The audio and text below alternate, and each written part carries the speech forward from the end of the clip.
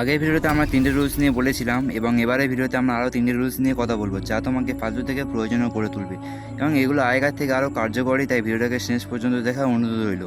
তো নাম্বার 1, নিজে অতীতকে ভুলে যাও। ধরে নাও তোমার অতীত খুব খারাপ ছিল, কিন্তু তুমি এখন অনেক কষ্ট করে একটা ভালো জায়গায় এসেছো এবং আরও ভালো জায়গায় যাওয়ার জন্য প্রস্তুতি নিচ্ছ। কিন্তু তুমি যদি তোমার অতীতকে নিয়ে পড়ে থাকো তাহলে তুমি কোনোদিনই তোমার বর্তমান জীবন উপভোগ করতে পারবে না এবং আরও ভালো জায়গায় যেতে পারবে না। নিজে অতীতকে তাই মুছে ফেলো। নাম্বার 2, চিন্তাভাবনাকে পরিবর্তন করো। তোমাকে ফালতু থেকে প্রয়োজন এবং স্মার্ট হতে গেলে চিন্তাভাবনাকে পরিবর্তন করতে হবে।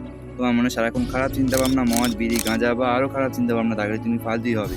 চিন্তাভাবনাকে পরিবর্তন করে সবার সঙ্গে কথা বলবে, খারাপ কথা বলে দিলে ক্ষমা চাইবে, না হলে কেউ তোমাকে পাত্তা দেবে না। তাই নিজের চিন্তাভাবনাকে পরিবর্তন করো। নাম্বার 3, নিজের কথা শুনো। ধরে নাও তুমি কোনো কাজকে নিজের স্বপ্ন বানিয়েছো এবং তুমি সেই কাজ করতে গিয়ে লোকে তোমাকে বিভিন্ন কথা শোনাচ্ছে এবং তুমি তাদের কথা শুনে নিজের স্বপ্নকে ভেঙে দিলে।